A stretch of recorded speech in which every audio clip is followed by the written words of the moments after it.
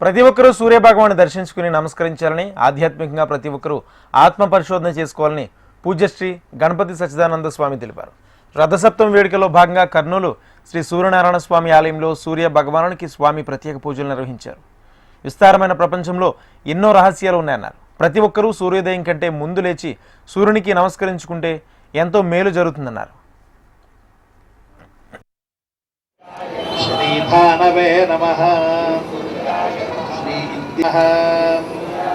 శ్రీ అనంత అర్క భాస్కరేభ్యః జగతస్తస్తుషశ్చ తచ్చక్షుర్దేవహితం పురస్తానానజాతగతి ప్రజానం మిత్రోదాధార పృథివీముతద్యాం మిత్రః కృష్టీరనిమిషాభిచష్టే సత్యాజ హవ్యం ధృతవద్విధేమ.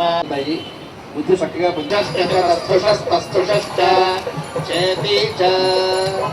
సూర్యోదయం అయింది. సూర్యుడి యొక్క దర్శనం. కర్నూలులో అత్యద్భుతమైనటువంటి సూర్య ఆలయాన్ని నిర్మించారు.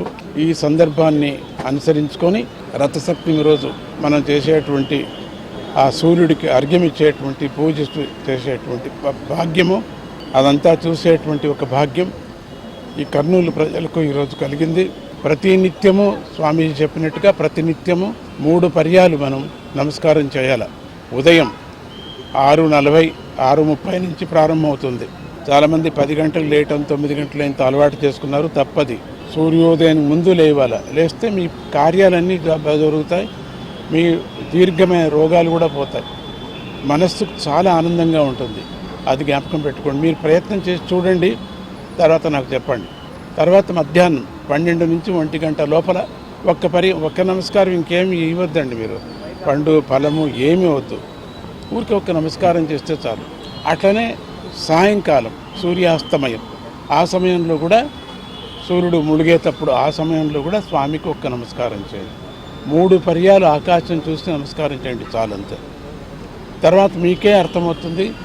ఆయనే మీకు గురువుగా వచ్చి చెప్తూ ఉంటాడు, అన్నీ హెచ్చరింపులు చెప్తూ ఉంటాడు. మనం ఏది చూడాల్సిన పని లేదు.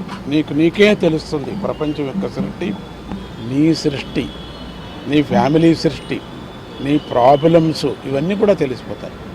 మీరు ప్రయత్నమే చేయకపోతే ఏం చేసేది? 1 సంవత్సరం నెక్స్ట్ ఇయర్ వచ్చేలోపు మీరే చెప్తారు. మీకే తెలుస్తుంది. అటువంటి శక్తి ఈ సూర్యనారాయణకు ఉంది. గోళం, ఎన్నో గోళాలు ఉన్నాయి. ఇట్లా సూర్యగోళాలు దండిగా ఉన్నాయి. బ్రహ్మాండం అంతా ఉంది. 14 లోకాలే కాదు, 14 లోకాలు డబల్ ఉన్నాయి. ఎంచే కొద్దీ ఉంది, వెళ్ళే కొద్దీ ఉంది, చూసే కొద్దీ ఉంది. అటువంటి బ్రహ్మాండం ఎవరి చేత కూడా కాదు, ఏ సైంటిస్ట్ వాడి చేత కాదు. ఎంత దూరం వెళతారు, ఎంత చూస్తారు తెలియదు. ఎండ్ ఏది? బాలుకి ఎండ్ ఉందండి?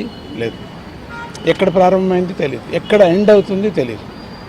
అన్ని చోట్ల ప్రారంభమవుతుంది, అట్లా ఉంది ప్రపంచం అంతా కూడా. అంత పెద్ద గోళం. ఇట్లా లింగం, ఆకాశమూర్తి ఇట్లా చూడండి, పెద్ద లింగంలా కనపడుతుంటుంది. మిల్కీ వేవ్స్ అంతా కూడా లింగాకారంలో ఉంటాయి.